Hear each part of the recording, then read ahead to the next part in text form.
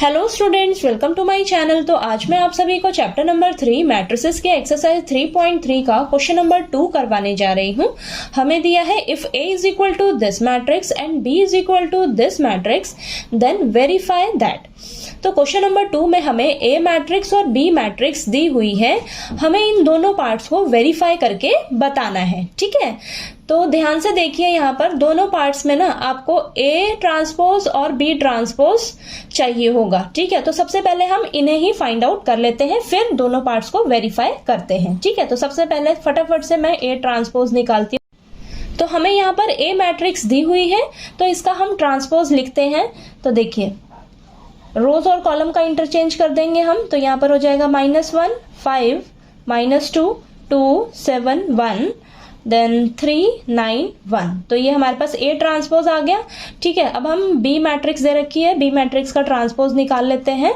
तो देखिए, ये हो जाएगा हमारे पास -4 देन 1 1 1 2 3 -5 0 1। ठीक है, तो हमारे पास A ट्रांसपोज भी आ गया, B ट्रांसपोज भी आ गया। ठीक है, तो चलिए फर्स्ट पार्ट करते हैं। सबसे पहले हमें क्या दिया हुआ है, A प्लस B का whole transpose is equal to A transpose plus B transpose. ठीक है, तो सबसे पहले हम लेफ्ट हैंड साइड को लेकर चलते हैं। तो लेफ्ट हैंड साइड में हमें क्या करना है, A प्लस B का होल ट्रांसपोज, ये फाइंड आउट करना है। ठीक है, तो सबसे पहले हम क्या करेंगे, A plus B find out करेंगे, यानी कि A मैट्रिक्स और B मैट्रिक्स को आपस में ऐड कर लेंगे। ठीक है, तो यहाँ पर करते हैं। देखिए, A मैट्रिक्स में क्या दिया हुआ है हमें, फर्स्ट एलिमेंट -1 और ये B मैट्रिक्स में -4। तो -1 -4 आ जाएगा आपके पास -5 देन 2 + 1 3 3 प्लस -5 -2। तो आप यहाँ पर दोनों मैट्रिक्स को लिख के फिर आप ऐड कर लेंगे। ठीक है, तो यहाँ पर मैंने डायरेक्ट यहाँ पर ऐड करके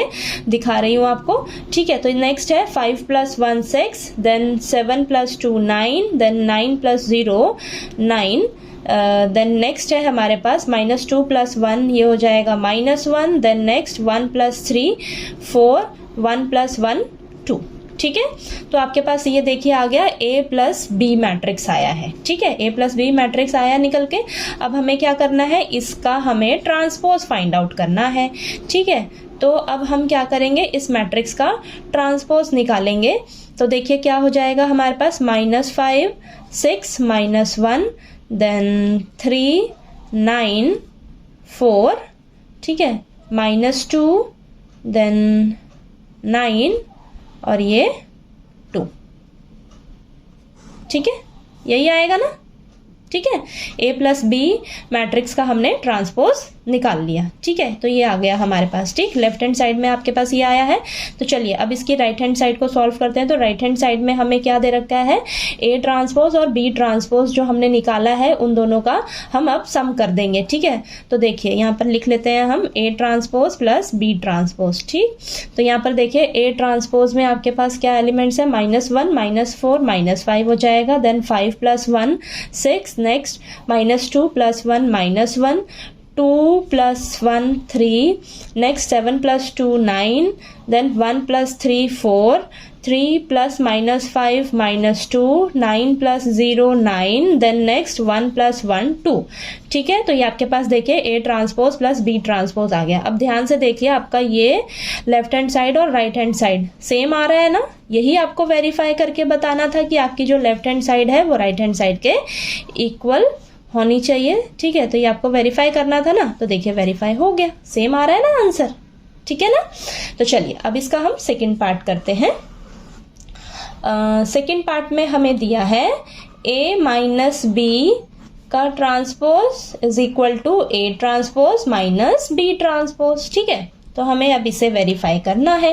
तो चलिए लेफ्ट हैंड साइड को लेकर चलते हैं। तो लेफ्ट हैंड साइड में हमें दिया है A माइनस B का होल ट्रांसपोज। ठीक, तो सबसे पहले हमें क्या निकालना होगा, A माइनस B, यानी कि आपको जो A और B मैट्रिक्स दे रखी है उसे आपस में हम सब्ट्रैक्ट कर लेंगे। ठीक है, तो -1 और माइनस प्लस हो जाएगा। ठीक है, तो प्लस का 4 हो जाएगा, तो यहाँ पर 3 आएगा। ठीक है, ध्यान से करिएगा। ठीक है, नेक्स्ट 2 -1 1 नेक्स्ट 3 माइनस प्लस हो जाएगा, प्लस का 5। ठीक है, तो 8 आ जाएगा। Then next 5 -1 4 7 minus 2 5, next 9 minus 0 9, minus 2 minus 1 minus 3, 1 minus 3 minus 2, then next 1 minus 1 0. Okay तो आपके पास देखिए a माइनस बी ये आया मैट्रिक्स, ठीक है।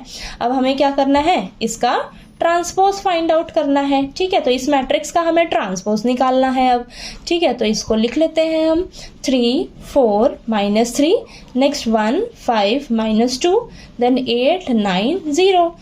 तो इस मैट्रिक्स का हमारे पास ये ट्रांसपोज निकल कर आ गया, ठीक है। तो ये हमारे पास लेफ्ट हैंड साइड आ गई। नेक्स्ट हम क्या करते हैं, अब इसकी राइट हैंड साइड को निकाल लेते हैं। तो राइट हैंड साइड में हमें क्या करना है, A transpose minus B transpose करना है, ठीक है। यानी कि ये देखिए हमने ए ट्रांसपोज बी ट्रांसपोज पहले ही निकाला है ना, अब इन दोनों को आपस में हम माइनस कर लेंगे, ठीक है। तो चलिए कर लेते हैं। तो यहाँ पर आएगा आपके पास -1, माइनस माइनस प्लस हो जाएगा ना, तो -1 + 4 कितना आ जाएगा 3, next 5 -1 4, next -2, then -1 -3, next 2 -1 1, 7 -2 5, next 1 -3 -2, 3 minus minus plus हो जाएगा तो 3 + 5 8 आ जाएगा आपके पास। Next 9 -0 9, next 1 -1 0।